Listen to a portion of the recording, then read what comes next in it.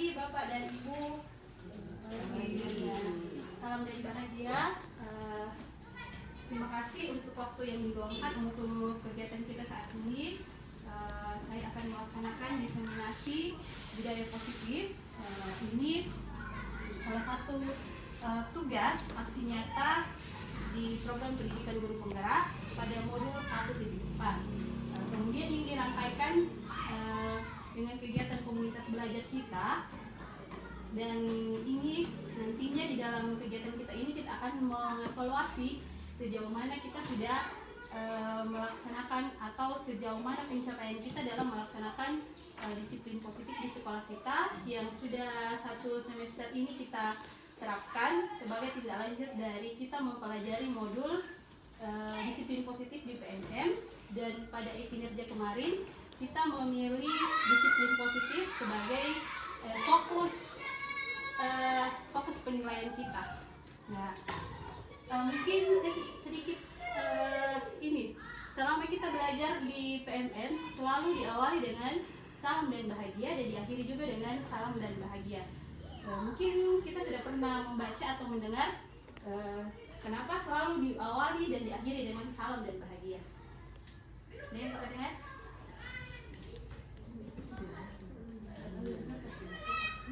Ya? Oh iya, jadi sebenarnya kenapa selalu ada salam dan bahagia?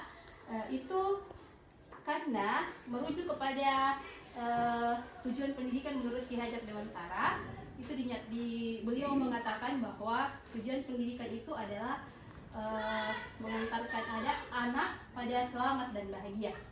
Selamat dan bahagia dengan kita menyelenggarakan pendidikan di sekolah yang berpihak pada murid sesuai dengan kodrat murid. Jadi mungkin sudah disampaikan Ibu Dewi sebelumnya sudah ditampilkan. Jadi mungkin kita tidak terlalu fokus pada materinya yang sudah disampaikan, kita lebih kepada diskusi. Nah, saat ini yang saya diseminasikan adalah mengenai disiplin positif, budaya positif ya. Di dalamnya itu termasuk disiplin positif. Mungkin ini sudah sering kita lihat dan kita sudah pernah belajar bersama.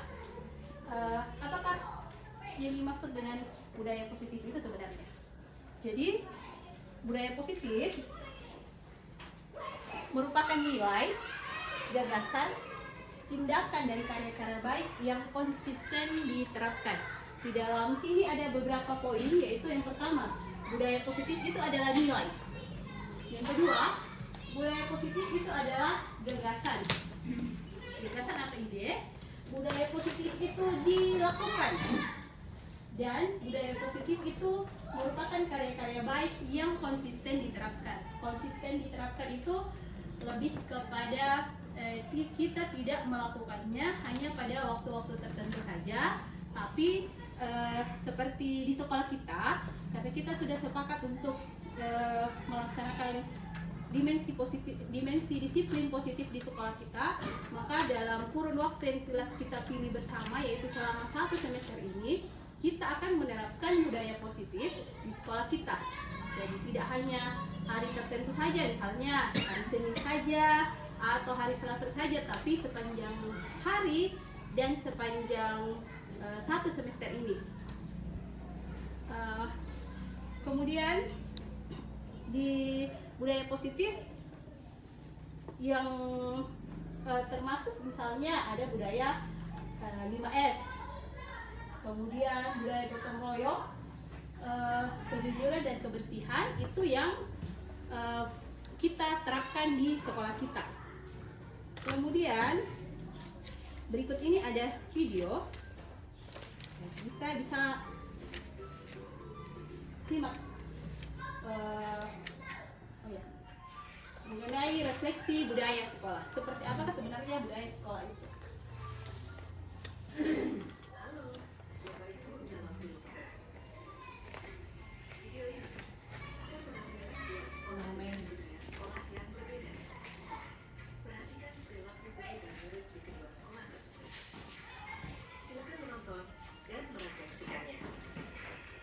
Kita akan berefleksi dengan membandingkan sekolah kita akan mengadakan lomba kebersihan. kita harus jadi juaranya ya. Besok kalian harus membawa semua alat kebersihan. Paham anak-anak? Aku duluan yang pegang sakunya. Aku yang pakai dong berarti. Ih, aku kan juga mau pakai supaya dapat pujian Bu Guru. Baik, Anda telah menyaksikan video budaya sekolah di sekolah A. Sekarang, Anda akan melakukan kegiatan budaya di sekolah kita. Amati perilaku guru dan murid di sekolah A. Selamat menyaksikan. Selamat pagi anak-anak. Agenda belajar kita pagi ini kita akan keliling sekolah. Tugas kalian adalah mengamati kebersihan lingkungan di sekolah kita ya. Nanti sampaikan satu persatu di kelas.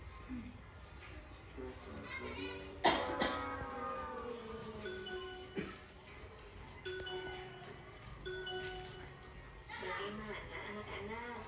Apa yang kalian temukan di lingkungan sekolah? Ternyata sekolah kita kotor ya Bu. Banyak sampah dengan berserakan. Bagaimana ya solusinya? Bagaimana bila kita melakukan kerja bakti saja?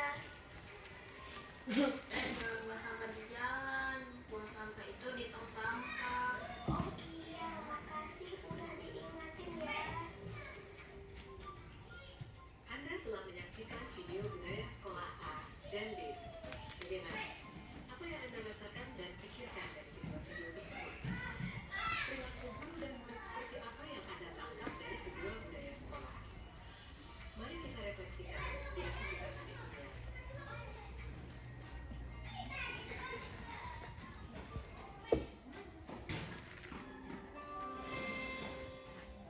Mungkin Bapak Ibu ada yang ingin menyampaikan secara tadi kita melihat perbandingan sekolah A dan sekolah B.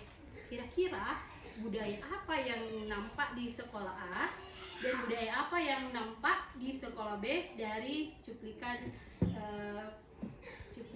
video tadi?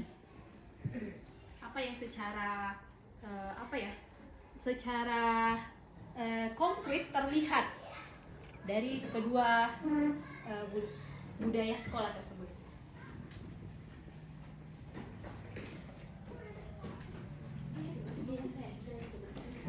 Mungkin Bu Adik bisa menyampaikan penglihatannya seperti apa yang terlihat di video tadi? Ya, yang saya lihat itu budaya lingkungan bersih. Di budaya bersih ya? Iya. Oke, Bersih tadi lingkungan. oke, oh ya, terima kasih Mbak Abi. Tadi perbedaannya secara gamblang itu mengenai budaya bersih ya di sekolah A dan sekolah B. Yang bersih yang mana ya? Apa itu yang terakhir? Yang B ya, sekolah B. Oke, jadi tadi di video itu dua-duanya mau melakukan kegiatan ya kebersihan. Di video yang pertama tampak ada dua orang anak yang berebut sapu. Anak yang pertama mengatakan, saya mau menyapu karena saya juga mau dipuji Ibu Guru. Nah, itu yang sebenarnya point of view-nya, sesuatu yang ingin ditampilkan. Kemudian di yang kedua itu videonya kelasnya kotor, kemudian gurunya mengajak untuk melihat bagaimanakah sebenarnya lingkungan mereka, bersih atau tidak. Setelah murid mereka melihat sendiri, mereka menemukan bahwa kalau mereka ternyata sangat kotor. Nah, kemudian Ibu Guru bertanya, kira-kira bagaimana solusinya? Murid menyampaikan solusi untuk sekolah yang kotor, mereka akan melakukan kegiatan membersihkan bersama. Tapi di selanjutnya ada scene di mana ada anak yang buang sampah sembarangan, kemudian anak lain mengingatkan. Nah, itu yang mau ditampilkan. Nanti kita akan bahas lebih lanjut.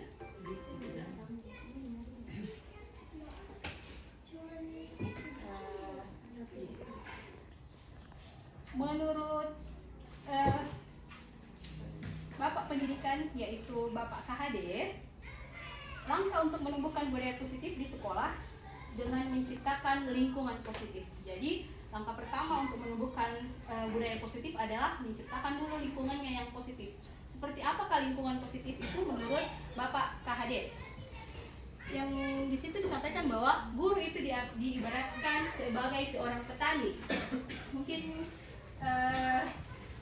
kita kaget ya bahwa ternyata kita ini diibaratkan seperti petani. Kita bukan diibaratkan sebagai bukan profesi yang lain. Seperti apakah kita ini orang hebat, tapi kita diibaratkan sebagai seorang petani. Kira-kira kenapa diibaratkan sebagai petani? Kemudian sekolah adalah tempat bercocok tanam. Jadi sekolah ini diibaratkan sebagai tempat bercocok tanam, apakah itu ladang atau sawah. Dan murid adalah tanaman. Murid adalah benih. Guru sebagai petaninya. Jadi nang cocok moto biasa di kuah. Mari kita mengapa? Mengambil kita menanam benih di kelas kita masing-masing. Yang kita tanam adalah benih, yang diibaratkan dengan benih adalah murid. Kemudian guru peranannya sangat penting untuk menjadikan tanaman tumbuh subur. Jadi kita memiliki peranan untuk membuat tanaman-tanaman kita ini tumbuh subur. Tapi kita tidak bisa mengharapkan bahwa ketika saya menanam 25 benih, nanti benihnya akan tumbuh sama suburnya, sama hasilnya. Karena benihnya berbeda-beda. Begitu juga kalau misalnya ada seorang petani, dia menanam bibit atau benih jagung. Kemudian dalam perjalanan dia berharap nanti jagungnya menjadi padi. Itu kan tidak mungkin. Nah, seperti itulah kita diibaratkan bahwa ketika kita melaksanakan pembelajaran atau pendidikan di kelas kita itu tidak bisa mengharapkan hasil yang sama untuk semua murid kita, karena mereka punya karakter yang berbeda ya Bu Agus ya, karakter yang berbeda, latar belakang keluarga yang berbeda, dan hal-hal lain yang membuat mereka berbeda. Kemudian tugas kita yang lainnya adalah memastikan bahwa tanah tempat tumbuhnya tanaman adalah tanah yang cocok untuk ditanami. Kira-kira Bu, ada yang mau memberikan pendapat? Kan kita ini diibaratkan sebagai petani, sekolah kita sebagai ladangnya, murid kita sebagai bibitnya. Kemudian tanahnya itu apa? Kan di sini dikatakan guru berperan memastikan tanah tempat tumbuhnya murid itu tanah yang cocok untuk ditanami. Kira-kira apa? Ya, terima kasih. Kalau menyimak dari tadi dikatakan bahwa di sekolah itu diibaratkan kita adalah kita guru diibaratkan sebagai seorang petani, sedangkan siswa kita itu adalah benih, ya begitu. Dan kalau di sana dikatakan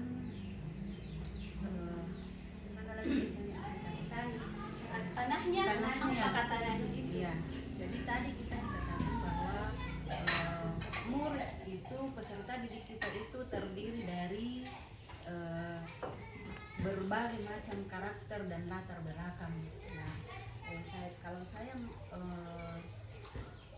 memahami bahwa tanahnya itu ialah bagaimana kita mengidentifikasi, bagaimana kita melihat siswa kita seperti apa bibit yang kita harus tanam kepada dia, dengan pertama kali mengidentifikasi karakter mereka, latar belakang mereka. Jadi kalau tanahnya memang masih kurang gembur, tentu kita gemburkan dulu baru kita tanami dengan tanaman supaya diharapkan tumbuhnya itu lebih subur. Jangan kita paksakan mau tanam ini ke dia padahal dia tidak mampu untuk menerima itu, karena itu namanya ya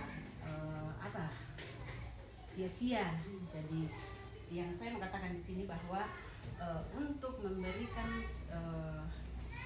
pembelajaran itu kita harus memastikan bahwa anak ini cocoknya dengan bibit apa. Mungkin itu. Terima kasih Bu Marcelina, luar biasa ya. Jadi Bu Marcelina menyampaikan pemahamannya mengenai filosofi bahwa kita adalah petani. Jadi kurang lebih tadi disampaikan bahwa untuk bisa membuat muridnya subur, tanah yang bibitnya subur, tumbuh dengan baik dan menghasilkan buah yang baik, tanahnya itu ya tanah yang subur yang kita bisa berikan sesuai dengan kebutuhannya. Nah, yang termasuk di dalamnya itu adalah strategi kita mengajar. Kita pahami dulu apa kebutuhan murid kita. Misalnya seperti tadi disampaikan bahwa kalau misalnya bibitnya kurang bagus, mungkin kita bisa tambahkan pupuk. Nah, pupuk itu termasuk di dalamnya adalah treatment atau perlakuan yang kita berikan kepada murid kita supaya mereka itu bisa berkembang dengan baik. Oke. Jadi cukup menarik ini buat saya waktu saya baru pertama kali belajar ini modul pertama mengenai pemikiran KHD. Jujur itu pertama kali saya mendengar bahwa kita guru diibaratkan sebagai petani, dan itu menarik sekali buat saya. Yang menariknya adalah kenapa kita tidak diibaratkan sebagai sesuatu pekerjaan yang lain, kenapa kita diibaratkan sebagai petani. Ternyata penjelasannya seperti itu, kurang lebih seperti itu ya.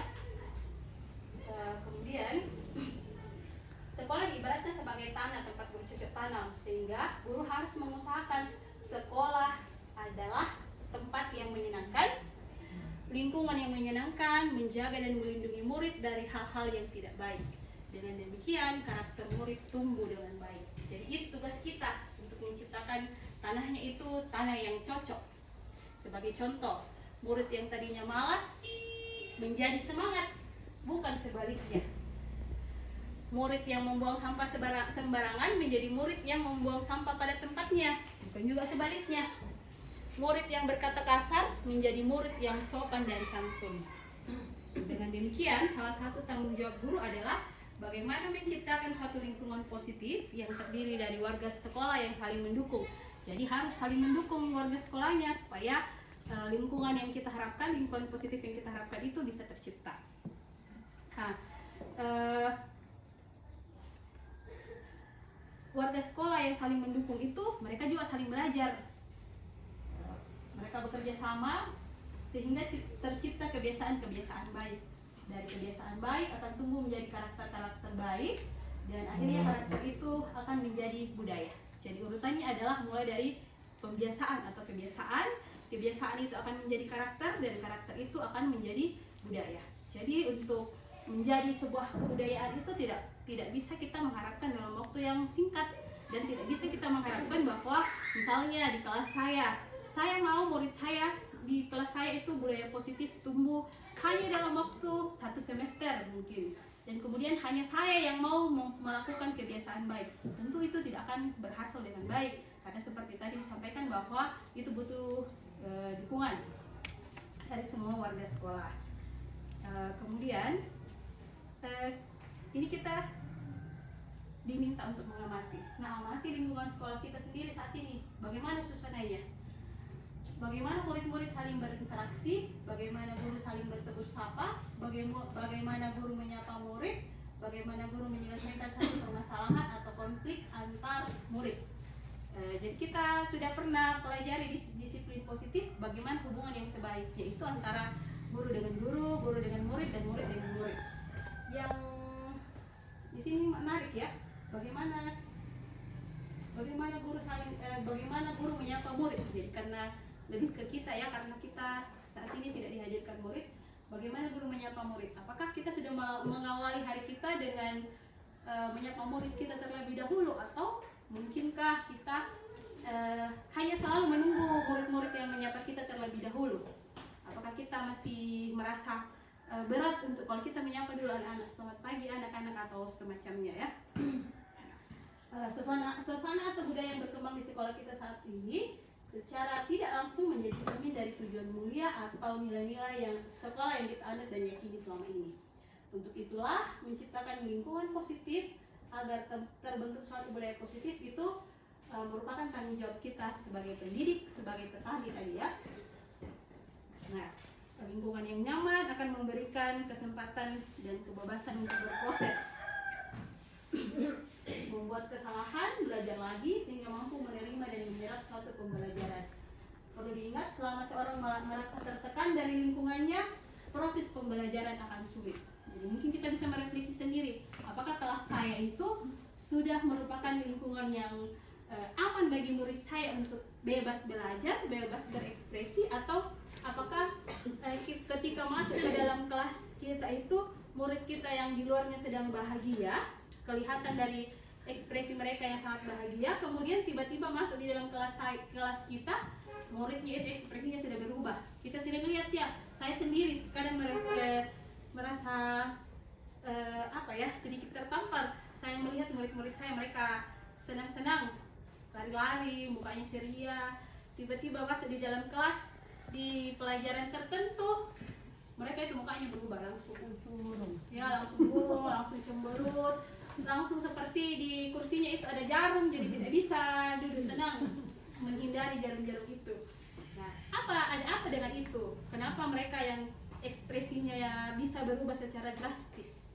Atau pernah kita merefleksi, atau kita biasa saja dengan itu karena saya sudah terbiasa melihat itu? Atau pernah kita berpikir kenapa seperti itu ya? Nah, karena ekspresi seseorang itu tidak akan bisa berbohong ya. Dia tidak mungkin orang makan sesuatu yang asam kemudian dia akan cemberut, tersenyum, pasti mukanya cemberut.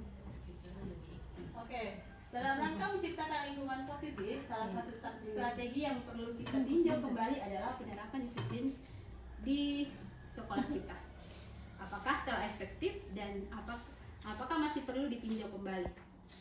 Itu yang tadi saya sampaikan, karena kita sudah 1 semester ini melakukan menerapkan disiplin positif di kelas kita masing-masing dan juga di sekolah kita, kira-kira sudah sejauh mana? Apakah sudah bagus atau mungkin ada yang perlu diperbaiki atau mau ditingkatkan? Nah, di sekolah kita mengawali waktu itu menyepakati bahwa kita akan membuat keyakinan kelas. Ya, tapi mungkin pemahaman kita mengenai keyakinan kelas itu belum terlalu, ya, saya melihat, bahkan ini pengalaman di saya sebelumnya setelah belajar di TMM itu, kan ada tugasnya ya, aksi nyata, kita membuat kesepakatan kelas atau keyakinan kelas yang kemarin itu ya, keyakinan kelas ya. Ada yang Bapak Ibu yang masih bisa menyampaikan kira-kira apa yang kita pahami tentang keyakinan kelas? Mungkin Bu Agus. Apa sih itu keyakinan kelas menurut Ibu Agus dan yang sudah Ibu Agus terapkan di kelasnya? Ya, Bu. Ya, terima kasih atas kesempatan yang diberikan. Menurut saya, keyakinan kelas itu adalah sesuatu yang dibuat atau kesepakatan yang dibuat antara guru dengan siswa yang harus dilaksanakan atau yang harus dipatuhi. Ya, Bu Dewi luar biasa. Jadi pertama poinnya dari Bu Dewi, keyakinan kelas itu dibuat dari murid, berasal dari murid, bukan dari guru ya. Jadi mungkin kita bisa merefleksi diri, apakah kita ketika membuat keyakinan kelas itu kita menanyakan pendapat murid, atau apakah kita masuk di dalam kelas tiba-tiba saja membawa anak-anak, ini keyakinan kelas kita ya, Ibu Guru tempel di sini, ini yang harus kalian lakukan.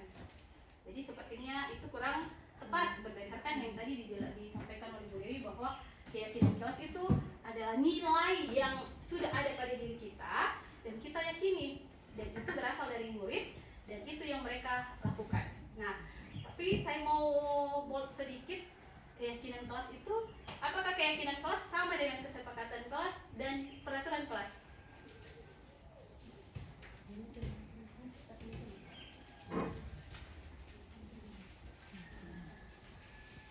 Kalau keyakinan kelas toh, ya Bu, saya keyakinan kelas kan dari siswa. Ya, siswa yang menyebutkan bahwa kita tulis di papan toh, Ya. untuk dia patuhi. Dia nanti kesepakatan berarti kita sepakati bersama-sama antara siswa dengan guru. Kalau apa yang kita bisarkan peraturan kelas, itu sudah paten harus diikuti toh, pemahamanku. Oh ya, bagus sekali, luar biasa Bu. pemahamannya Bu Abi, jadi sebenarnya memang antara keyakinan, kesepakatan dan peraturan itu sekilasnya sama, kembar tapi beda. Jadi terlihat sama tapi sebenarnya berbeda. Keyakinan kelas itu lebih kepada nilai apa yang ingin dicapai, nilai apa yang kita yakini. Kemudian kesepakatan itu sesuatu yang kita turunkan dari nilai-nilai kita bersama. Misalnya kita meyakini keyakinan kelas apa? Misalnya jujur. Jadi biasanya keyakinan kelas itu bersifat bersifat filosofis, tidak nyata, tidak terlihat secara konkret, tapi abstrak. Dia misalnya jujur, itu keyakinan kelas. Jujur, menghormati, saling menghormati, nah itu keyakinan kelas. Ketika diturunkan ke kesepakatan kelas, yang tadi keyakinan itu keyakinan jujur, jadi kita membuat kesepakatan bahwa semua warga atau semua murid kelas 6B sepakat untuk berperilaku jujur. Itu kesepakatan. Ketika diturunkan ke dalam peraturan kelas, itu bersifat mengikat. Artinya ketika ada peraturan itu ada konsekuensinya ya. Jadi misalnya turun di peraturan kelas yang tadi jujur, sepakat untuk berperilaku jujur. Di peraturan kelas tidak diperbolehkan berkata bohong misalnya. Nah, itu perbedaan antara keyakinan, kesepakatan dan peraturan kelas.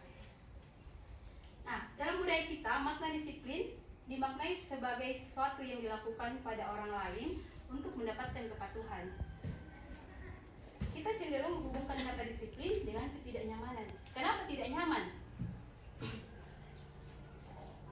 Ya, misalnya disiplin. Kita disiplin waktu, misalnya berbicara disiplin waktu, harus datang di sekolah sebelum jam 7.15. Itu menimbulkan ketidaknyamanan karena kita harus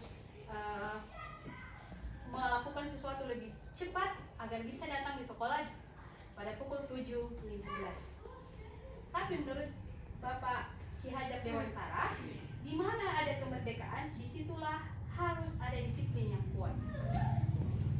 Sungguhpun disiplin itu bersifat self-disiplin, yaitu kita sendiri yang mewujudkan diri kita dengan sekeras-kerasnya, tetapi itu sama saja. Sebab jikalau kita tidak cakap melakukan self-disiplin, wajiblah penguasa lain mendisiplin diri kita. Dan peraturan demikian itulah yang harus ada di dalam suasana yang merdeka. Jadi konsep merdeka belajar saat ini sebenarnya itu merujuk kepada filosofi Ki Hajar Dewantara. Jadi untuk tujuan pendidikan yaitu mengantarkan anak kepada selamat dan bahagia, itu kan disampaikan oleh Pak Ki Hajar Dewantara. Makanya pendidikan yang merdeka itu merujuk pada pemikiran-pemikiran beliau.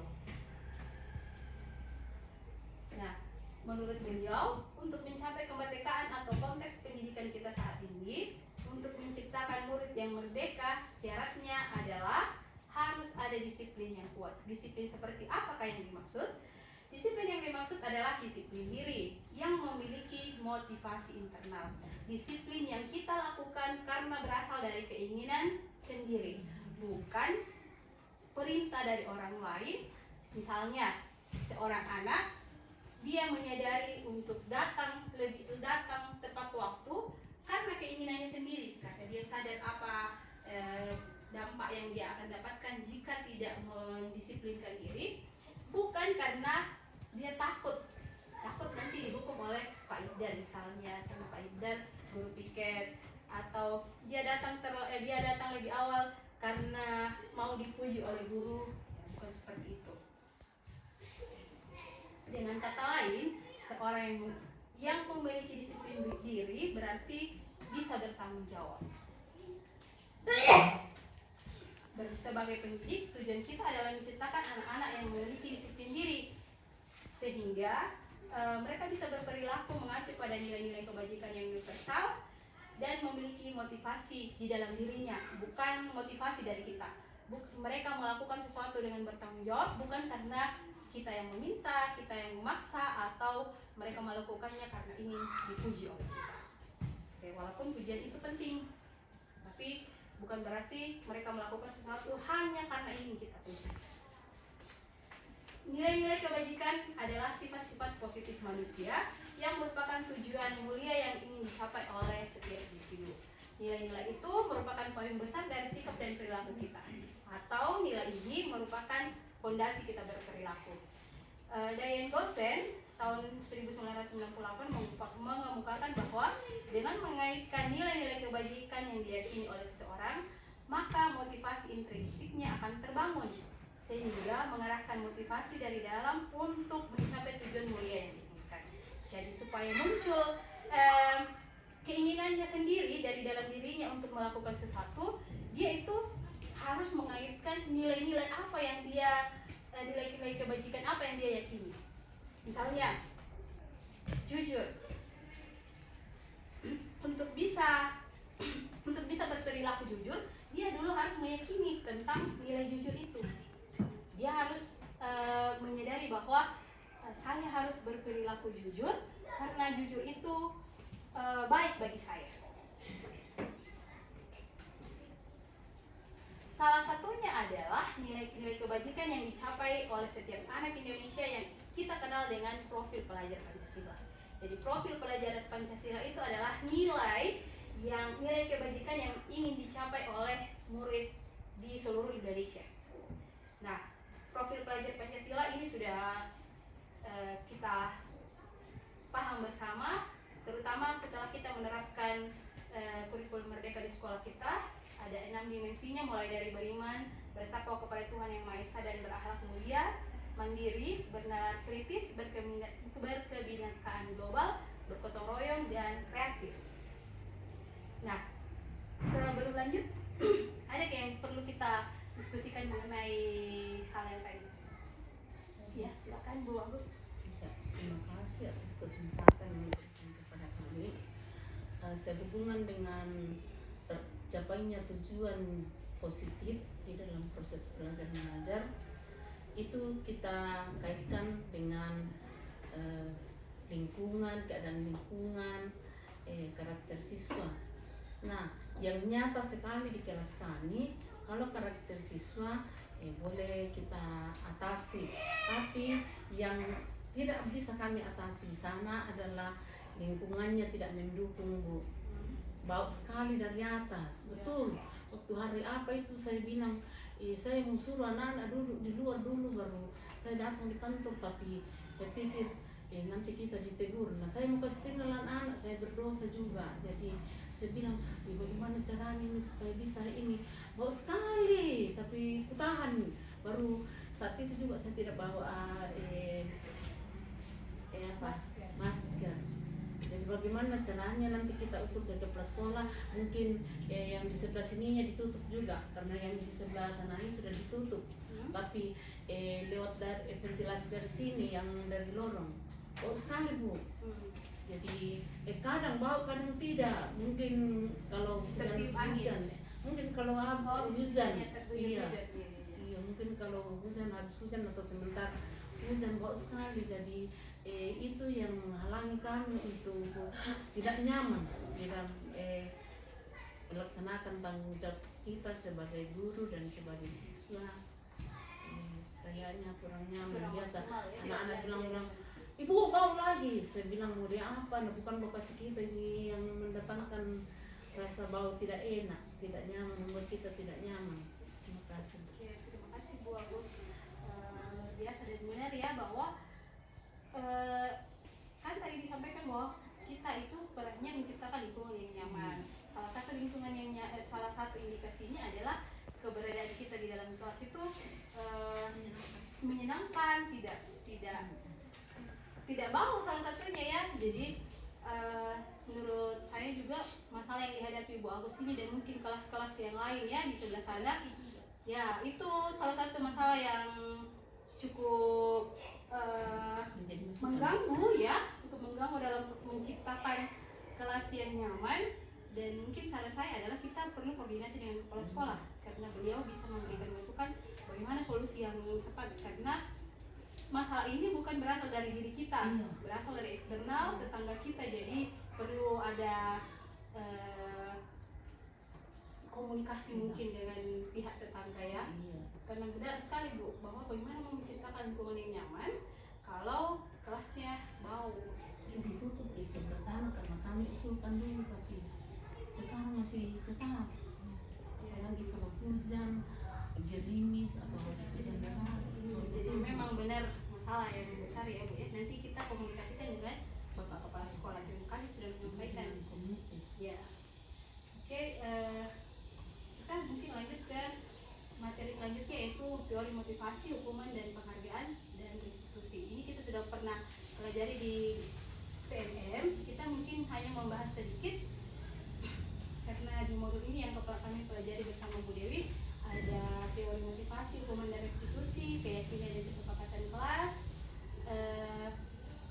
kebutuhan manusia, kebutuhan dasar manusia. Ini ada pertanyaan pemandu. Apakah Anda setuju dengan ini? Hukuman dapat mendisiplinkan anak.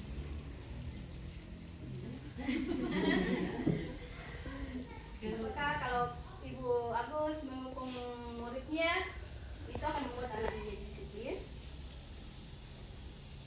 Yang kedua, pemberian hukuman dengan hal positif seperti membaca atau membersihkan halaman sekolah dapat meningkatkan disiplin anak. Yang ketiga, memberi penghargaan dapat meningkatkan motivasi belajar anak. Itu saja yang benar. Untuk Agus nomor 3 yang dia sepakat nomor 3, dia setuju. Memberi penghargaan. Kalau Pak Ida setuju nomor 1. Kalau nomor 1 masih Ya, kalau Pak Ida Untuk menjawab sedikit pertanyaan semantik yang nomor 1, ya. hukuman dapat mendisiplinkan anak. Kalau menurut saya sih ya, ini saya setuju juga. Kalau hukuman itu mendisiplinkan anak apabila anak tersebut melakukan sebuah kesalahan. Kesalahan itu seperti apa? Kalau anak-anak itu tidak menyadari bahwa kesalahan itu memang berasal dari dirinya sendiri. Jadi nilai-nilai mendisiplinkan itu ya bagaimana? Pokoknya intinya begini, hukuman itu tidak menjeratkan anak-anak lah, untuk bagaimana bisa menyadari bahwa kesalahan itu memang dilakukan oleh anak. Bisa mungkin memberi contoh apa kesalahannya dan Pak Ida kasih hukuman seperti apa?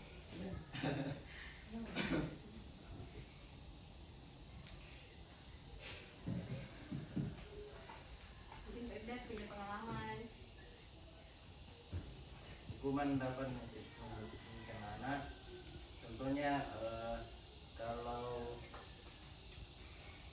siswa dapat datang terlambat, ya untuk mendisiplinkan anak di sini ya dikasih, bukan sih sebenarnya hukuman sih atau sanksi lah. Iya, ada sanksi. Contohnya berkaitan dengan membersihkan halaman kalau terlambat. Ya, tujuannya untuk apa? Supaya anak itu tahu bahwa disiplin itu disiplin tepat waktu untuk datang ke sekolah. Mungkin itu satu. Oke, terima kasih Pak Ifdar. Luar biasa. Jadi yang tadi disampaikan kalau anak terlambat diberi hukuman membersihkan lingkungan. Kira-kira dampaknya bagi anak adalah bagaimana ya? Dia menjadi lebih tepat waktu karena takut disuruh membersihkan lagi ya. Oke. Dan dikaitkan dengan yang sudah kita pelajari, hukuman atau konsekuensi, itu hukuman atau konsekuensi? Hukuman ya. Kenapa hukuman? Karena diberikan tugas yang ada konsekuensi. Apa yang benar?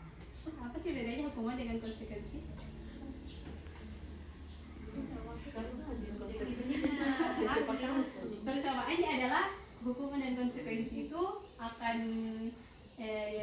muncul setelah ada kesalahan atau pelanggaran. Bedanya adalah ini yang saya pahami ya, hukuman itu kadang-kadang dia tidak ada hubungannya dengan kesalahannya. Seperti dia datang terlambat, tapi hukumannya adalah membersihkan halaman atau membersihkan toilet, kan tidak ada korelasinya. Kalau konsekuensi, misalnya dia datang terlambat, karena dia terlambat masuk kelas, dia nanti akan setelah teman-teman dia misalnya terlambat, teman-teman sudah mulai belajar, dia nanti akan belajar misalnya kita pulang jam 12.15, dia terlambat terlambat 15 menit, dia nanti masih ditambah belajarnya 15 menit. Nah, itu konsekuensi dari dia terlambat.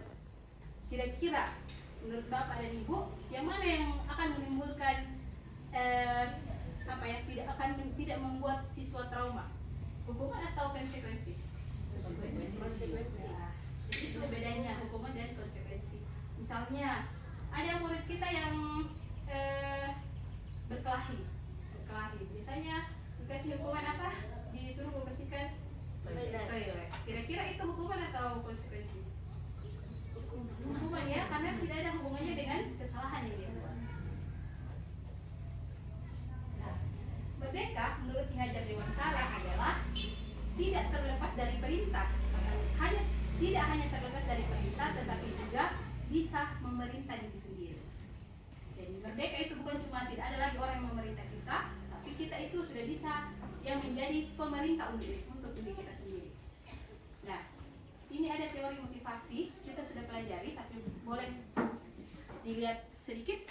Nah, tujuannya adalah kalau yang pertama, untuk menghindari ketidaknyamanan akibat hukuman, itu adalah termasuk motivasi eksternal. Karena dia melakukan sesuatu karena menghindari hukuman. Itu berarti itu karena pengaruh dari luar, bukan dari dalam diri. Kalau ingin mendapatkan imbalan dari orang lain, misalnya dipuji, ibu aku rajin sekali, ibu aku ini hebat sekali. Jadi itu dia melakukan sesuatu karena ingin dipuji. Misalnya ada seorang anak, dia selalu cepat-cepat menyelesaikan tugas karena mau dipuji, mau diberi tepuk tangan. Itu termasuk motivasi dari luar. Karena kalau dia tidak diberi tepuk tangan, tidak dipuji, tidak mau cepat-cepat. Karena orientasinya atau motivasinya dari luar. Kalau yang ketiga, untuk menghargai diri sendiri, saya akan menjadi orang seperti apa bila saya melakukannya, apa dampaknya bagi saya kalau saya melakukannya, apa kerugian bagi saya kalau saya tidak melakukannya. Itu termasuk motivasi internal, dan itulah tujuan dari disiplin positif. Jadi kemarin itu saya sempat bertanya, apa beda, kenapa mungkin saya juga pernah dengar teman-teman bertanya, sekarang ini sudah ada dibilang disiplin positif, memangnya ada disiplin yang tidak positif ya?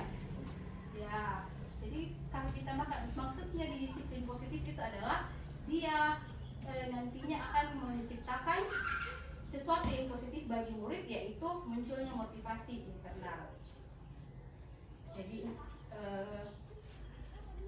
di sini ada kasus, saya ambil satu kasus saja ya.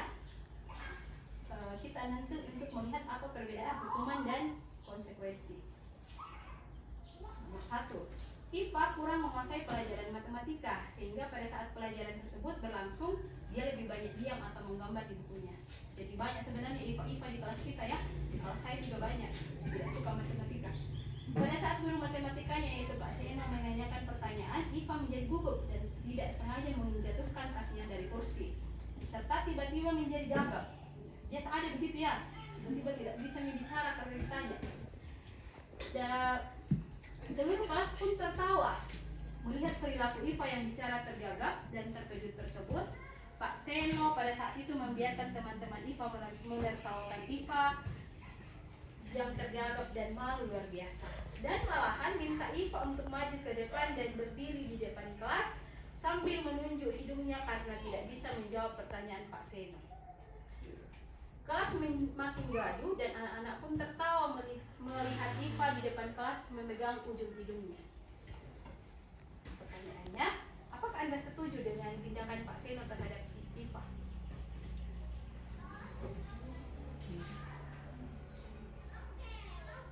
Saya iya. Kalau saya mungkin tidak setuju, karena itu mengesankan kita menghakimi siswa peserta didik kita di depan teman-teman mereka, dan itu akan menimbulkan efek yang tidak baik bagi dia. Dia tidak akan percaya diri lagi, dia akan terus menyalahkan diri sendiri, dan dalam mau melakukan sesuatu ada rasa takut yang selalu menghantuinya. Takut membuat kesalahan ya. Iya, takut. Jadi sebaiknya ya, tapi tiap dilanjut bisa restitusi. Oh iya, oke. Jadi pertanyaannya. Terima kasih. Ya, terima kasih Bu Marcelina. Dikatakan apakah setuju? Ya, kita tidak setuju ya. Atau ada yang setuju? Ya, mungkin dari segi ini ya, kita melihat cara dia memperlakukan IFA, cara Pak Seno memperlakukan IFA itu, apakah kita setuju? Mungkin saya rasa kita semua tidak setuju. Pertanyaan kedua, apakah itu hukuman atau konsekuensi? Kita sudah bahas sekilas tentang hukuman dan konsekuensi, apa bedanya? Ini bedanya. Hukuman itu sesuatu yang menyakitkan, tapi harus terjadi. Dia menyakitkan, tapi harus terjadi. Sedangkan konsekuensi sesuatu yang harus terjadi. Dia bukan sesuatu yang menyakitkan. Mungkin juga menimbulkan sesuatu yang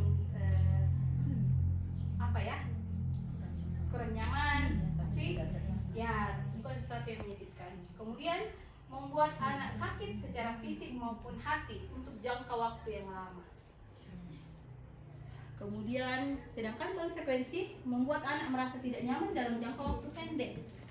Misalnya seperti yang dilakukan oleh Pak Seno tadi, mungkin Iva akan merasa sakit hati, merasa malu dalam waktu yang sangat lama karena diperlakukan seperti itu oleh Pak Seno. Kemudian hukuman akan membuat anak menjadi membenci disiplin. Misalnya, kalau misalnya ada anak yang kita menghukum anak yang tidak mengerjakan tugas dengan lari keliling lapangan. Kira-kira setelah kejadian itu apakah dia akan menjadi rajin mengerjakan tugas atau justru sebaliknya? Sedangkan konsekuensi itu anak-anak akan menghargai disiplin. Hukuman bersifat paksaan, harus. Kemudian konsekuensi bersifat stimulus dan tanggapan, stimulus dan respon. Ada sesuatu yang diberikan oleh guru, anak-anak merespon. Kemudian hukuman mendorong anak menyakiti diri sendiri, sedangkan konsekuensi mendorong anak agar mudah menyesuaikan diri. Hukuman konsep diri yang buruk, sedangkan konsekuensi konsep diri yang baik. Seperti ini, konsep diri yang buruk ketika kita menghukum anak karena melakukan pelanggaran, anak-anak akan melihat dirinya sebagai orang yang gagal. Misalnya, saya ini anak kalau saya kasihan, saya ini bodoh. Misalnya seperti yang dilakukan oleh Iva tadi, dia mungkin akan merasa bahwa dirinya ini orang yang gagal karena dia diperlakukan tidak cukup tidak manusiawi. Nah, sedangkan dengan konsekuensi, murid akan melihat dirinya sebagai orang yang baik. Kenapa? Karena dia mau bisa memperbaiki kesalahannya. Kemudian, anak belajar untuk menyembunyikan kesalahan kalau hukuman. Kadang-kadang ini membuat anak menjadi tidak jujur. Kenapa tidak jujur? Karena dia menghindari hukuman. Misalnya, saya ambil contoh, misalnya anak di rumah, ada anak yang suka mencuri uangnya mamanya. Kenapa tidak dia menjadi tidak jujur? Karena dia kalau minta uang misalnya selalu dimarahi. Nah, akibatnya dia mencuri. Kemudian dia tidak mau mengakui kesalahannya, karena kalau dia yang mengakui kesalahannya dia nanti dapat hukuman, misalnya dicambuk atau dicubit. Nah, seperti itu. Kemudian anak belajar untuk mematuhi peraturan karena dia diajar untuk memperbaiki kesalahannya. Marah, rasa bersalah, dipermalukan, merasa tidak dihargai, itu menjadi akibat dari hukuman. Seperti Iva tadi, tentu dia akan merasa malu karena perlakuan Pak Seno. Sedangkan konsekuensi, anak itu akan kehilangan hak, dibuat tidak nyaman, dan diasingkan untuk sementara waktu. Jadi dia juga akan merasa tidak nyaman, tapi bukan long time, cuma dalam waktu tertentu. Kemudian, sebagai contoh kita bisa diskusikan ini tindakan guru. Kira-kira mencatat 100 kali di dalam buku kalimat, saya tidak akan terlambat lagi karena terlambat ke sekolah. Kira-kira hukuman atau konsekuensi? Jadi kalau saya tadi caranya memilah, kalau ada hubungannya berarti konsekuensi, kalau tidak ada hubungannya itu berarti hukuman. Dan biasanya hukuman itu bersifat fisik. Kira-kira kalau dia menulis 100 kali, saya tidak akan terlambat lagi karena terlambat, kira-kira itu mau memperbaiki kesalahan terlambatnya? Iya. Tidak ya? Tidak, dia tidak memperbaiki kesalahannya karena terlambat. Jadi itu termasuk hukuman. Jadi kalau tidak ada hubungannya antara kesalahan yang dibuat dengan dengan apa yang dilakukan selanjutnya, berarti itu adalah hukuman.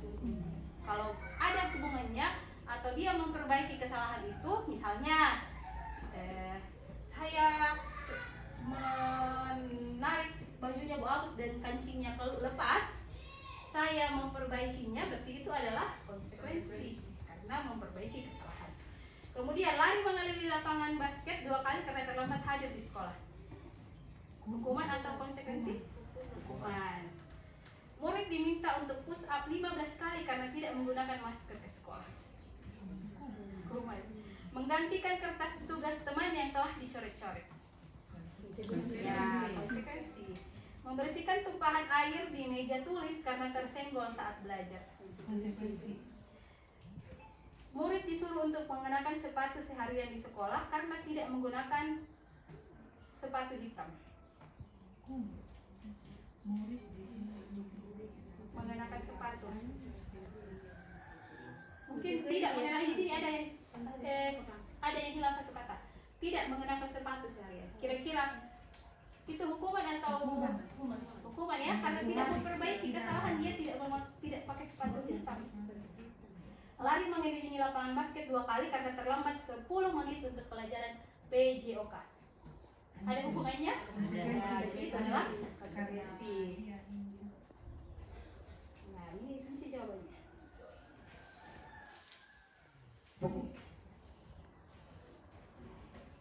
Ini ada kasus kedua dan kita bahas kali ini ya. Jadi apa yang harus kita lakukan? Ada pertanyaan, apa yang Anda lakukan bila dalam sebuah acara pesta ulang tahun teman Anda memecahkan gelas? Apakah Anda akan membiarkan dia membayar harga gelas yang dipecahkan?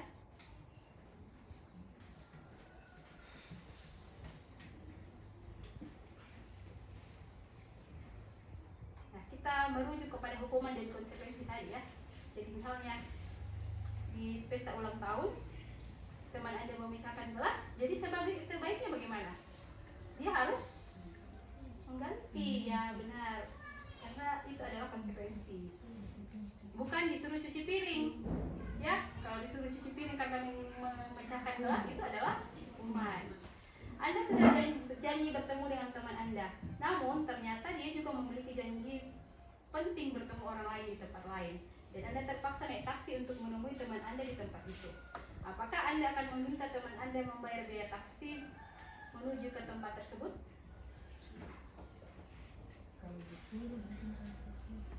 Ya, misalnya janjinya ketemu di di kafe buli-buli misalnya. Tiba-tiba temannya menelpon, kita ketemu di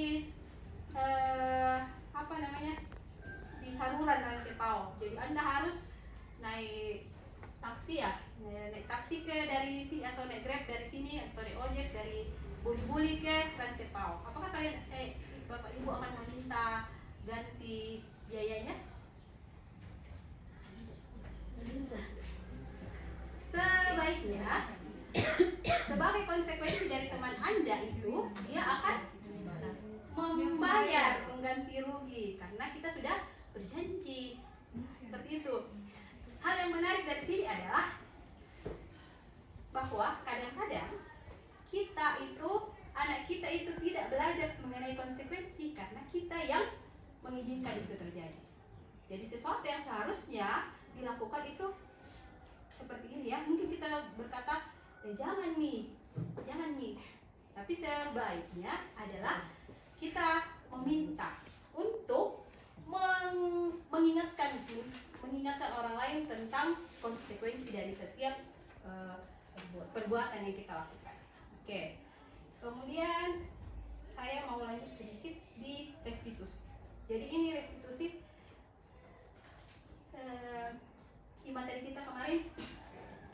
Restitusi itu adalah sesuatu yang menurut Bapak Ibu mudah dilakukan atau tidak sih restitusi? Atau ada yang mau sampaikan dulu pemahaman kita tentang restitusi? Ada yang masih ingat restitusi seperti apa? Ya, kemarin yang ada segitiga itu, segitiga restitusi. Ya. Jadi restitusi itu adalah proses menciptakan kondisi bagi murid untuk memperbaiki kesalahan mereka, sehingga mereka bisa kembali pada kelompok mereka dengan karakter yang kuat. Restitusi juga merupakan proses kolaboratif yang mengajarkan murid untuk mencari solusi untuk masalah mereka dan membantu murid berpikir tentang orang seperti apa yang mereka ingin menjadi itu dan bagaimana mereka harus memperlakukan orang lain. Jadi segitiga restitusi itu dalam pemahaman saya adalah salah satu alat untuk membantu murid memperbaiki kesalahannya. Nah, di dalam restitusi itu kita kemarin pelajari ada segitiga restitusi, ada 3 tahapnya, ada menstabilkan identitas, kemudian menanyakan keyakinan, dan validasi tindakan yang salah. Jadi dia berbentuk seperti segitiga karena itu merupakan tindakan yang saling berhubungan dan bukan sesuatu yang berurutan, bukan harus dimulai dari tahap yang mana, tapi seperti cycling, boleh kita mulai dari titik mana sesuai dengan kebutuhan dan keadaan murid. Oke, di sini ada mengenai perbedaan hukuman, konsekuensi dan restitusi. Kemudian saya lanjutkan ke keyakinan kelas, ya. Nah ini ada pertanyaan. Mengapa tidak peraturan saja? Mengapa harus keyakinan kelas?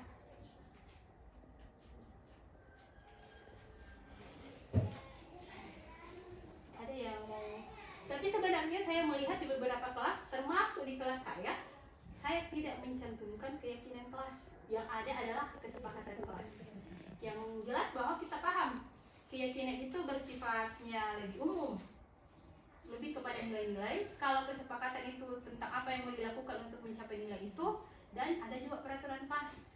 Yang penting jangan tertukar-tukar. Mungkin ada yang jangan sampai ada yang menuliskan, yang dituliskan itu adalah peraturan kelas yang judulnya keyakinan kelas, atau kesepakatan kelas yang dibuat ditulis peraturan kelas. Jadi berbeda seperti yang tadi sudah saya sampaikan. Nah, mengenai kesepakatan kelas ada beberapa langkah-langkahnya. Saya tidak perlu sampaikan lagi karena kita semua sudah punya kesepakatan dan keyakinan dan kesepakatan kelas di kelas kita masing-masing. Yang ingin saya garis bawahi dan ingatkan kembali adalah dalam menyusun kesepakatan dan keyakinan dan kesepakatan kelas itu dimulai dari murid, berasal dari ide murid, apa yang mereka yakini, bukan dari sesuatu yang kita sodorkan kepada murid-murid. Jadi seperti pada gambar ini, murid-murid menyampaikan ide-ide mereka, kemudian dirangkum menjadi kesepakatan kelas yang kemudian dipublikasikan untuk dilakukan bersama. Nah, ini perbedaan peraturan dan keyakinan kelas. Misalnya, ada peraturan selalu kembalikan buku ke tempatnya. Keyakinan kelasnya adalah tanggung jawab. Jadi ini yang tadi yang saya maksud. Tanggung jawab itu adalah berhubungan dengan nilai-nilai. Nilai tanggung jawab, dilarang mengganggu orang lain. Itu adalah nilai menghormati orang lain.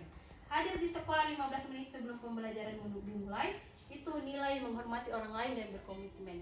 Dilarang melakukan kekerasan, itu nilai keselamatan dan menghormati orang lain.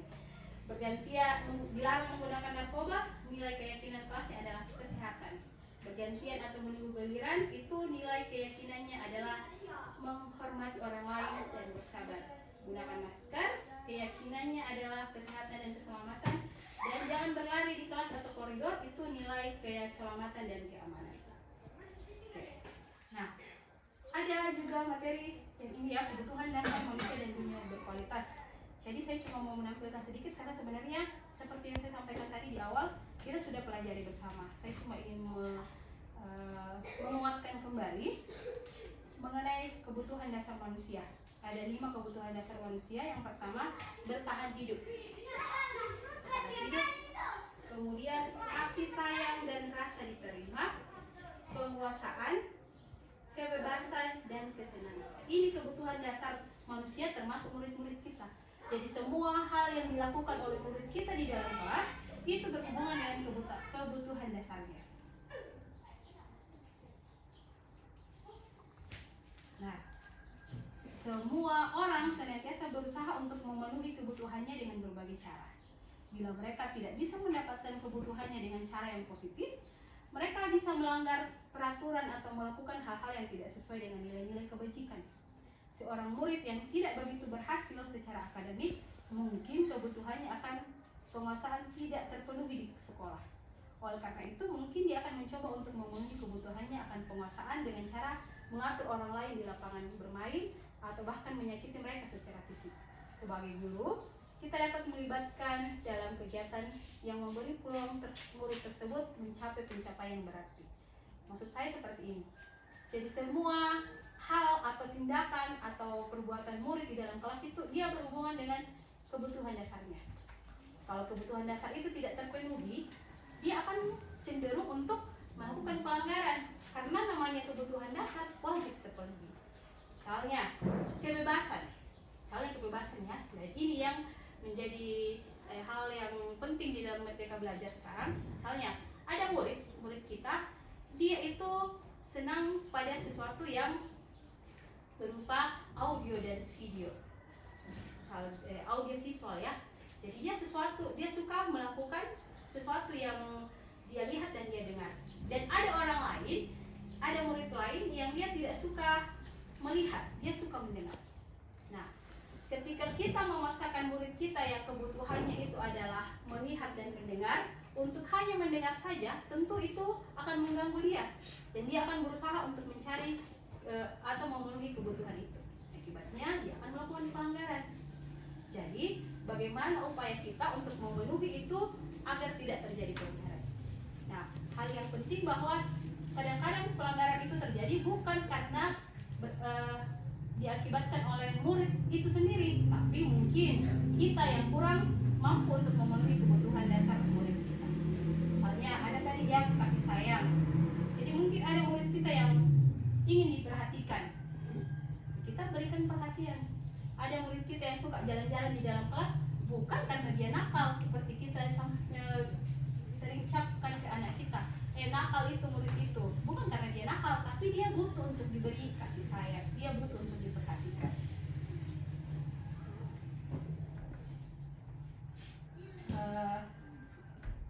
Mungkin saya beri waktu kepada kita untuk menyampaikan, mungkin ada yang ingin disampaikan atau ditanyakan sebelum saya masuk di materi yang terakhir, posisi kontrol. Tidak ya? Kita, oh iya silakan Bu Mary. Tadi masalah kebebasan. Ya. Kebebasan adalah satu kebutuhan juga ya dalam setiap pribadi seseorang. Nah, ini yang menjadi dilema buat saya sebagai guru. Ya Bu. Karena kan misalnya tadi contohkan jalan-jalan. Nah, kalau dikasih kebebasan itu, artinya jalan-jalan di dalam kelas, bagaimana yang lain ini? Karena ada yang butuh memang ketenangan. Itu yang menjadi kendala buat saya kalau masalah yang ini yang harus kita penuhi semua di dalam kelas. Oke, terima kasih. Ya. Bagaimana dengan ini? Ya, terima kasih Bu. Jadi seperti yang saya sampaikan tadi, tindakan anak karena ada sesuatu kebutuhan yang tidak terpenuhi. Misalnya dia jalan-jalan karena dia butuh diperhatikan. Dia mungkin jalan-jalan supaya dia cari perhatian sama bu gurunya, supaya bu gurunya mungkin tanyakan, wah Bu, Agus rambut baru baru ya, seperti itu misalnya. Mungkin dia sebenarnya cuma ingin mendapatkan sedikit perhatian ya, misalnya. Dan itu sering sekali terjadi di kelas rendah. Saya juga ingat dulu saya pernah punya kacamata, bando kacamata. Saya pakai itu bando kacamata itu, bando tapi bentuk kacamata. Saya sengaja taruh di sini karena saya mau diperhatikan oleh guru saya, tapi ternyata yang saya dapatkan sebaliknya. Saya malah dimarahi karena pakai bando kacamata. Sesuatu yang menurut saya itu tidak relevan. Ya karena itu cuma aksesoris. Jadi mungkin kita perlu memberikan ya seperti itu Bu. Mungkin dicari tahu dulu sebenarnya kenapa dia jalan-jalan. Kebutuhan apa yang tidak terpenuhi. Mungkin bukan karena dia kebebasan, mungkin bukan karena dia butuh untuk jalan-jalan kalau dia belajar, tapi mungkin dia butuh perhatian atau dia sedang tidak nyaman. Jadi kita perlu lakukan komunikasi dan identifikasi sebenarnya apa yang dia butuhkan. Jadi itu alasan kenapa sekarang kita tidak boleh lagi mencap murid kita atau anak kita nakal, karena segala yang dilakukan itu karena ada sesuatu yang ingin dia penuhi. Nah, mungkin kita bisa bahas lebih lanjut lagi nanti ya Bu ya. Oke, di sini yang penting mengenai 5 posisi kontrol. Ternyata posisi kontrol itu ada sebagai guru. Ini ada posisi kontrol yang mungkin kita berbeda-beda dari diri kita masing-masing. Ada posisi kontrol sebagai penghukum, ada pembuat rasa bersalah, ada teman, pemantau, dan manajer. Oke, ini 5 posisi kontrol. Di sini ada 5 ya, penghukum, pembuat orang merasa bersalah, teman, pemantau, dan manajer. Di sini kita melihat di atas itu penghukum dan pembuat orang merasa bersalah itu masuk menjadi identitas gagal. Motivasinya adalah kontrol dari luar. Kemudian identitas berhasil dan sukses itu kontrol dari luar juga. Dan untuk kontrol motivasi, kontrol dari diri, identitas berhasil dan sukses itu hanya satu, yaitu manajer. Saya mau mengajak kita melihat sekarang posisi apa yang sudah kita ambil sebagai seorang guru. Misalnya, penghukum. Guru berbuat seperti ini, menghardik, menunjuk-nunjuk, menyakiti atau menyindir. Mungkin kita sering seperti ini, seperti ini ya, 4 ini. Kemudian di posisi sebagai pembuat orang merasa bersalah, yaitu berceramah dan mengatakan seharusnya atau ibu kecewa. Nah, dia tuh selalu berusaha untuk membuat orang lain merasa bersalah. Misalnya, anak-anak, ribut sekali peminanti saya yang namanya kepala sekolah. Nah, itu membuat rasa bersalah. Anak-anak menjadi tidak ribut bukan karena dia menyadari bahwa ribut itu tidak baik, tapi karena kasihan ibu gurunya nanti dimarahi kepala sekolah. Dan saya kadang begitu, sering bilang begitu, anak jangan minta terlalu ribut, nanti kepala sekolah. Ya, kepala sekolah teman. Nah, sebagai teman membuatkan alasan-alasan untuk muridnya. Seperti kalau teman, kita selalu melindungi teman kita. Kadang-kadang tanpa kita sadari kita mengambil posisi bahwa kita adalah teman murid. Seperti mungkin kita kadang biasa rapat atau di dalam forum seperti ini ada yang menyampaikan keluhan tentang murid kita. Kita bukan menerima itu sebagai sesuatu yang penting untuk dibahas, tapi kita selalu membuat alasan, karena sakit itu, tidak, ya seperti itu. Kita selalu mencari-cari alasan untuk menutupi kesalahan murid kita. Ya, kita memposisikan diri kita sebagai temannya, tapi tanpa kita dampak dari posisi itu yang kita ambil. Kemudian sebagai pemantau, menghitung dan mengukur. Nah, seperti apa menghitung dan mengukur? Jadi dia selalu itu keberhasilan murid itu selalu diukur dari seberapa banyak. Sedangkan manajer mengajukan pertanyaan-pertanyaan. Guru berkata di penghukum, kalau kamu tidak melakukannya, awas ya. Rasakan. Aku bilang memang Ji, Makanya, nah, seperti itu ya. Kalau pembuat rasa bersalah, misalnya kamu sudah tahu ibu lelah sekali mengatakannya, ibu stres. Jadi seperti yang sering kita lakukan ya, ini capek sekali mau ini anak-anak. mengerti kok bisa dikit. Nah itu sudah hal yang sering sekali kita sampaikan ya. Kemudian sebagai teman, ayo ini anak-anak, tolong kali ini belajar yang bagus-bagus deh supaya dapat nilai bagus, supaya tidak dimarahin atau kepala sekolah, atau supaya dia bilang temannya Bu Guru pintar-pintar pada ini kelas 6B. Nah seperti itu. Kemudian sebagai pemantau, dia selalu merujuk kepada aturan. Tak uji kait aturannya, tak uji itu kalau salah itu tak. Nah itu pemantau. Sedangkan manajer, dia mengajukan pertanyaan-pertanyaan yang membuat murid kembali kepada apa yang diyakininya. Apa yang kita yakini, apa yang bisa kamu kerjakan untuk memperbaiki masalah ini. Jadi manajer itu dia selalu memposisikan dirinya bagaimana membantu murid menyelesaikan masalah. Seperti seorang manajer itu tugasnya, perannya itu adalah membantu karyawannya untuk melakukan tugas dengan baik dan memperbaiki kesalahannya. Nah hasilnya di bagian penghukum, murid itu akan memberontak dan selalu menyalahkan orang lain dan suka berbohong. Karena kenapa suka berbohong? Dia selalu menutupi kesalahannya supaya tidak kena hukuman. Kemudian kalau pembuat rasa bersalah, dia menyembunyikan, menyangkal dan berbohong juga supaya tidak membuat supaya rasa bersalahnya itu tertutupi.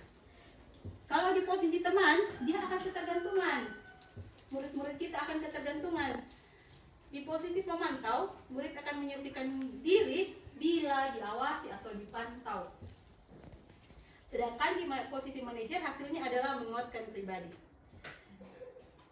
Nah, kita bisa melihat sendiri dampak dari penghukum bagi murid adalah murid akan mengulangi kesalahannya. Kalau dirasa hukumannya itu, dicubit, nanti kalau tidak kerjakan GPR, biasa gitu kalau dicubit. Nah, dia akan mengulangi lagi karena dia sudah tahu dampaknya adalah dicubit, disuruh lari keliling lapangan, bisa gitu. Dampak dari pembuat rasa bersalah adalah murid akan merasa rendah diri. Dia selalu merasa tidak percaya diri karena dia selalu dianggap sebagai troublemaker, pembuat kesalahan. Misalnya, Lara ribut seperti saya biasa ya sebelumnya. Lara ribut sekali kok Lara. Ini mari terus ke kepala sekolah karena itu suaramu. Jadi Lara itu merasa rasa bersalah dan dia itu merasa rendah diri bahwa ternyata dia itu pembuat masalah. Kemudian teman membuat murid menjadi lemah, tidak mandiri dan tergantung karena dia selalu bergantung pada gurunya. Kalau dia membuat kesalahan, dia selalu berharap gurunya akan menutupi kesalahannya atau menyelesaikan masalah itu untuk dia. Dia tidak bisa berpikir sendiri untuk menemukan solusi dari permasalahannya. Kemudian pemantau menitik beratkan pada sanksi atau hadiah untuk dirinya. Jadi di pemantau ini dia itu selalu diminta untuk mengikuti aturan. Kalau dia melakukan pelanggaran akan kena hukuman, kalau tidak akan diberi hadiah atau pujian. Nah, kalau tidak mendapat pujian, dia tidak akan melakukan kebaikan. Sedangkan pada posisi manajer, murid akan mengevaluasi diri bagaimana cara memperbaiki diri. Jadi ini tujuan hasil dari atau dampak dari posisi manajer bagi murid. Nah, menurut Bapak Ibu yang mana yang paling bagus? Manajer. Tentu manajer ya. Nah, banyak dilakukan membuat orang merasa bersalah. Ya, kita silakan merefleksi diri. Sekarang posisi kita seringnya di mana? Kalau saya di membuat orang merasa bersalah. Ya, biasa tuh. Sebelumnya kita kita mungkin sering di penghukum dan pembuat orang merasa bersalah. Tapi harapannya adalah bagaimana kita nanti bisa menjadi seorang manajer. Ya. Nah, bagaimana itu keluhan? Ya, Kayak saya tuh. Iya, ada muncul itu dia nak ketak atau tidak terlalu lantaian. Wabi. karena ada sesuatu ya. Sering kuan tuh, sering lock sengkis yang turun kemarin. Tidak melakukan. Bagi bang kepala sekolah rokok. Itu pembuat rasa bersalah. Iya, dan muncul menit langsung ke ruang bintik. Menit muncul. Langsung masuk di kelas. Iya, benar itu pembuat rasa bersalah. Nah, untuk bisa menjadi seorang manajer, salah satunya adalah kita menerapkan segitiga restitusi untuk mengatasi permasalahan yang dialami oleh murid kita. Sebagai pembuku, bukan sebagai pembuku, bukan sebagai pembuat rasa bersalah, bukan sebagai teman, bukan sebagai pemantau, tetapi sebagai manajer. Nah, ini segitiga restitusi seperti yang saya tadi sampaikan, ada menstabilkan identitas, validasi kebutuhan, dan menyayangkan keyakinan. Nah, ini penting. Jadi seperti apakah segitiga restitusi, penerapan segitiga restitusi itu? Saya akan menampilkan sebuah contoh.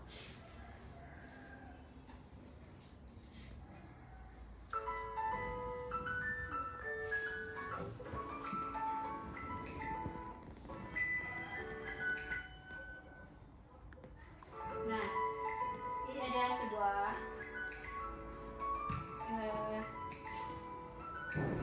kasus.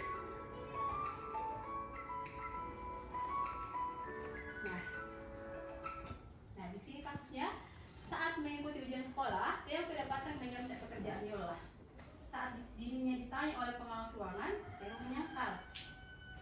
Nah, dengan kira-kira kalau ibu-ibu bagaimana mengatasi ini kalau pengalaman ibu dan bapak? Apakah kita langsung nah lihat buku teman, aku lihat kok, atau seperti apa? Dia menyontek pekerjaannya temannya, atau kita membiarkan biar deh karena ujian di terakhir nih. Kalau saya itu umpamanya dia bisa menyontek dengan pekerjaannya, atau ditanya untuk ke depannya, kenapa kau menyontek? Mungkin dia tidak belajar. Nah ditanya, ya besok terjangkau orang lagi itu menyontek karena merugikan dirimu sendiri. Coba belajar dengan baik, pasti tidak menyontek.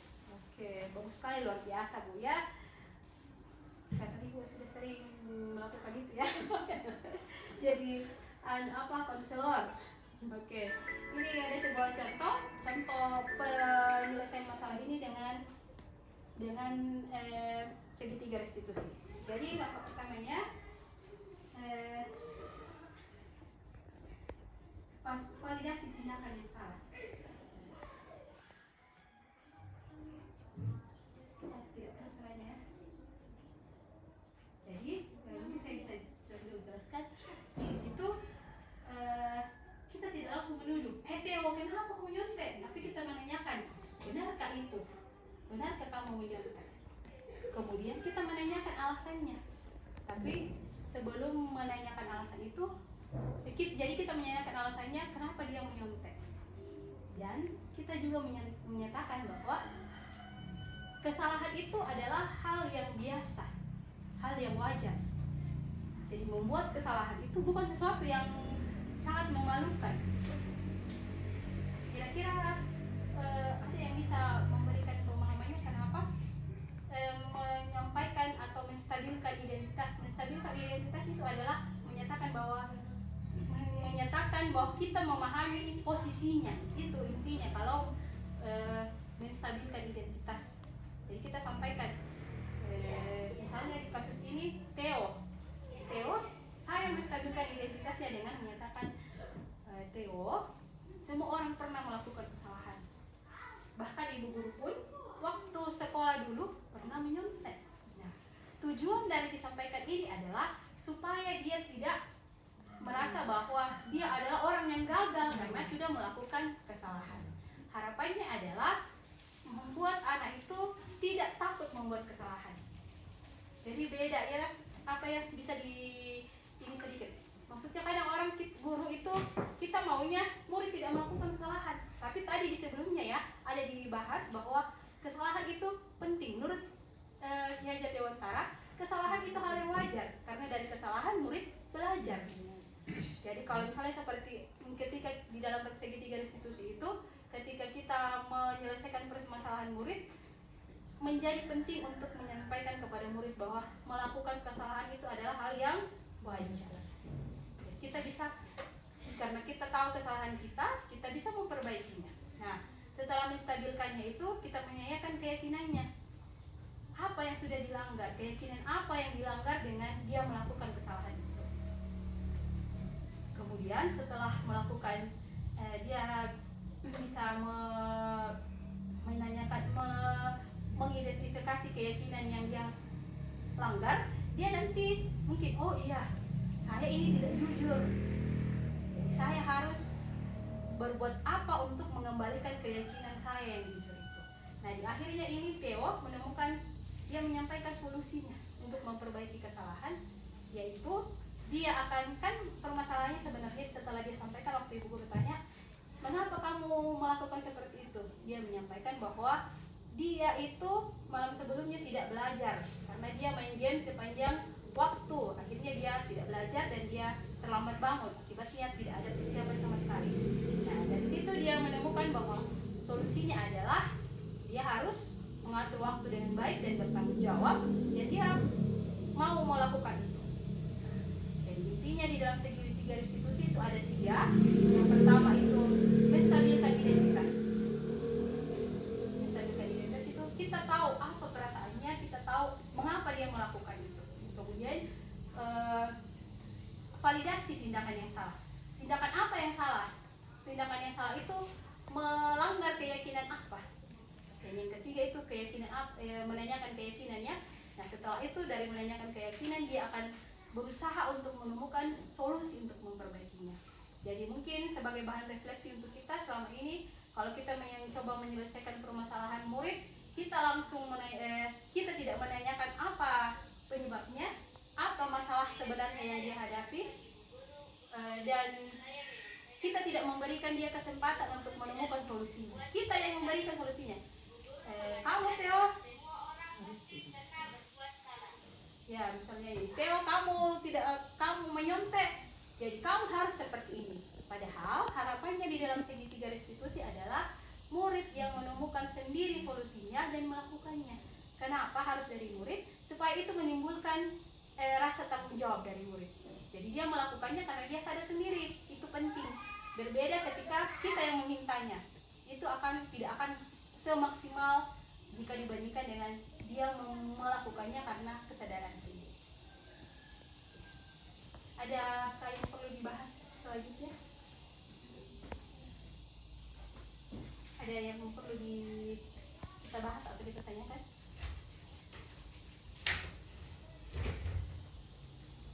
Oke, jika tidak ada lagi yang akan kita bahas dan pertanyakan, kita nanti bisa lanjutkan untuk membahas ini di komunitas belajar kita selanjutnya. Tapi mungkin komunitas kita selanjutnya akan berkegiatan komunitas akan dimulai lagi di semester berikutnya, karena ya hari ini adalah pertemuan terakhir untuk komunitas belajar kita. Terima kasih untuk partisipasi rekan-rekan semua, Bapak dan Ibu, dalam kegiatan hari ini. Harapan saya adalah jika ada hal yang kurang dimengerti atau ada hal yang mungkin sedikit bertentangan dengan pemahaman kita boleh berdiskusi selanjutnya. Dan ya harapan saya kita semua bisa menjadi seorang manajer. Kita bisa memilih memposisikan diri kita sebagai seorang manajer yang nantinya hasilnya adalah akan berdampak baik bagi murid, terutama nanti akan menghasilkan atau menciptakan motivasi intrinsik pada diri murid kita untuk melakukan disiplin positif. Terima kasih kerjasamanya, salam dan bahagia.